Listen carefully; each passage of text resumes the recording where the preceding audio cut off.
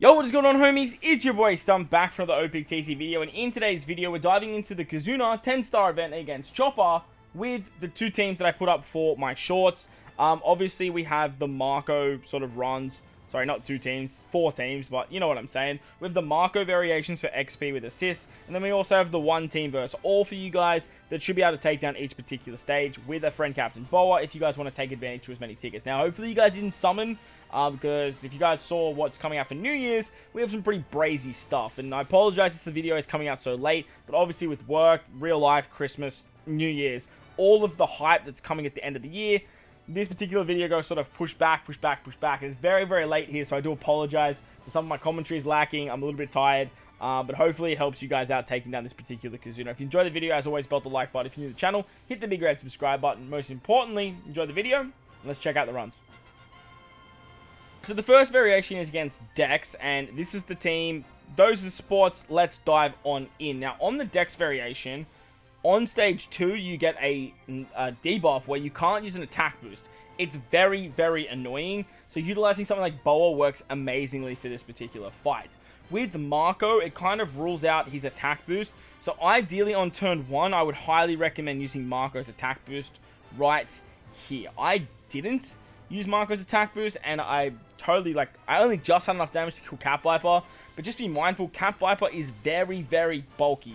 He has a lot of defense, he has a lot of HP, and ideally, you really want to have some sort of buff on this particular stage. And because you can't use the super class of Marco to get the attack boost on turn 2, you really want to use Marco on turn 1, so that way you get the chain boost on turn 2. That way you just have enough damage to take out Cat Viper, even if you don't get some great orbs, and then that way you can actually give Akainu his cooldowns by utilizing the Marco auto trigger.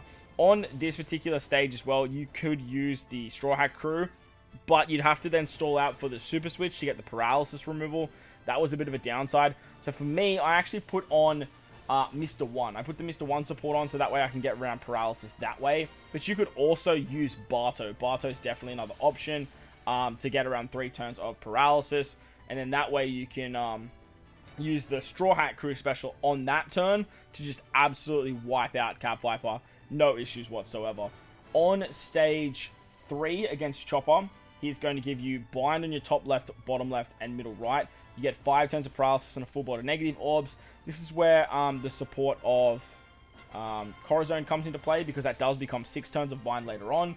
Akainu can remove the rest of the bind. He gives you a conditional for burn as well, which is awesome. Straw Hat crew can give you a full board of orbs. Not that that matters too much, because Law can do that as well. Law gives you an orb boost, a chain boundary. You have a chain boost with you should have a chain boost with Marco special. So you should be using Marco to carry that over. And then you can use ulti to actually get the chain boundary boosting shenanigans. I used ulti on the previous turn, but like I said, just use Straw Hat crew there and use the Bardo support instead of Mr. 1. So that way you have plenty of damage to take out Cat Viper. Easy peasy. On to the next variation now. We're coming up against the Psy variation of Chopper. And against the Psy variation, the shenanigan is the Super Block orbs on stage 2. Super Block is very, very annoying to deal with. And the way that I actually used, well, the team that I put together looks a little bit like this. And I'm actually using the Straw Hat crew to get around that. On the first turn, we're going to activate our friend captain super type. So that way we can start getting some cooldowns and use the auto trigger. However, because Marco doesn't get cooldowns for this fight, you really want his attack boost on the final stage. So I would highly recommend using the friend captain superclass on stage 2. On turn 1, use Straw Hat crew to just board wipe, get yourself a full board of rainbow orbs, and then that way you can just get around the super block orbs super easy. We have Sasaki on this team. Sasaki's great because he can give some cooldowns for Marco, but nevertheless, it doesn't matter too much. With Sasaki, like, you can actually get you should be able to get Marco's cooldowns, because Marco doesn't get any special reverse on the final stage, which is actually quite nice. Sasaki can also give color affinity to powerhouse units. Himself and Marco are the only the only powerhouse units on the team, but it does work quite nicely. On the final stage, you come up against Chopper, and on the final stage, you get 2 turns of special reverse on your crewmates, 4 turns of bind on your left column, so 1 turn of paralysis, 1 turn of special bind, 1 turn of attack down, and 1 turn of resilience. It's a whole bunch of nasty and annoying stuff. So to get around all of this, I was actually utilizing, you also get block orbs too, which is super annoying. To get around all of this, I'm using the Rayleigh support. That gets around most of it. You then end up getting more Despair, and you end up getting more Bind. So that's why I have the support of Whitebeard as well, and that way you should just pretty much be covered for everything. To get around the attack down, Sasaki can do that, which is awesome. He also gives us color affinity, he gives us more cooldowns. And as you guys can see there, we actually have Marco's special ready to go, even though we haven't used the super type. So you can easily use Marco's super type on turn 1, as I mentioned at the start. But like I said, I would highly recommend doing it on second turn. That way you just guarantee the attack boost. On this Chopper stage, if you don't kill Chopper, he does a little preemptive where he actually gives you like two units bind, and he puts up damage reduction effects. He'll then attack you as well. With the Mr. 3 support, he's not doing that much damage. But the thing is, this team won't last forever. You might have to swap to the hose ship. That might have to be an option for more damage reduction. But it's just a little bit annoying because to get around the resilience, I'm just using the Akainu burn. On the final variation, on the int variation, Marco has no issues here. Marco absolutely blitz it, especially with the help of Jinbei. With the help of Jinbei, there's no issues whatsoever taking this fight down, because on stage 2, the gimmick is 10 turns of damage reduction. Jinbei just covers that like easy peasy, but there is a interrupt if you use a Mera ability that it just removes the damage reduction, and then he like runs away and gives you a full bottle of orbs anyway. So it doesn't really matter too much. But if you remove the damage reduction and then you kill, you get a full bottle of orbs. So it works out pretty hunky-dory. We're going to activate the superclass of Marco on turn 1. So that way we start proccing the Marco special on turn 2. We get the chain boost carryover on the final stage. And then we can just use Marco on the final stage for the attack boost. Sanji, like I said, he puts up 10 turns of damage reduction. If you remove it or you use the Mera ability, he basically just runs away. He has some interrupt, I think, that which is like literally just give you a full board of orbs, which is actually pretty funny. And then from here, it's just pretty hunky-dory. As you guys can see, I'm just sort of utilizing Jinbei specials. I'm utilizing Marco special to just make sure I have enough damage to kill here. But if you store one turn, like I said, with the Mera, like that'll also work. Once Sanji dies, you get a full board of orbs. You move on to the final stage, and on the final stage against Chopper, he's going to do a whole bunch of nasty stuff again. You get a HP or damage hit. You also get 8 turns of despair that goes down to 5 after sockets. And then he does something else after he has 6 turns of like damage reduction. To get around that, we have the support of the carrot support on Chopper. And then we have Luffy with the support of Rayleigh and Whitebeard or Marco to get around the despair.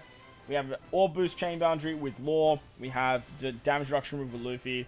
Marco's our attack booster. We have Color Affinity. We have Super Type. We have Super Class. This team has it all. We have a full side team. You can run the Liberal Hind if you really want to and get absolutely more damage because you're running a max side boosting team. But the team does bits, as you guys will see here. No issues whatsoever taking out poor old Chopper. And they're the Marco team. So if you want to farm XP, that's the way to go. But if you guys want to use a one team versus all, check out this team. Alright, so moving on to the one team versus all, the first variation is the Dex variation. And I actually had to change the team a little bit. I took Boa off because I realized, why am I using Boa for you guys out there that didn't summon as KIZUNA banner? You should be saving your gems for New Year's, right? So I actually put on the Zoro and Sanji, the free-to-play KIZUNA unit, because they're a chain boundary unit. They can give the increased damage taken. They're also another option to activate the super type of our Luffy. Very, very important that we can actually get that super type. On the Dex variation, you really want to make sure that you use the Boa special first. That way you can actually get the attack buff, because once you move into the second turn against Cat Viper, he actually gives you 10 turns of you can't use an attack boost, which, as you guys saw against the Marco stage, it's very annoying, and Cat Viper is very, very bulky. So just be mindful of that. You really want to have some sort of buff when you do move into this particular stage. However, once we move into this stage, Boa does have the attack boost there. And as you guys will see here, we have plenty of damage to take out poor old Cat Viper. Just be mindful, he's very, very bulky. On stage 3, we come up against Chopper. Chopper's going to give us a whole bunch of negative effects. We get binded on our top left, bottom left, middle right, 5 turns of paralysis. But with Law, we can pretty much just get around all of that. And then thanks to Rayleigh, we can get around a little bit more later after level 30. With Sop Sop, we can switch with them to get the resistance debuff. We can use Luffy first to give ourselves an orb boost, and then we can use Usopp and Yasop to give us a conditional boost. That'll also get back Luffy's special. Luffy can then give us a full board of orbs, which is very, very nice. We can then use the chain boundary shenanigans of what's his name?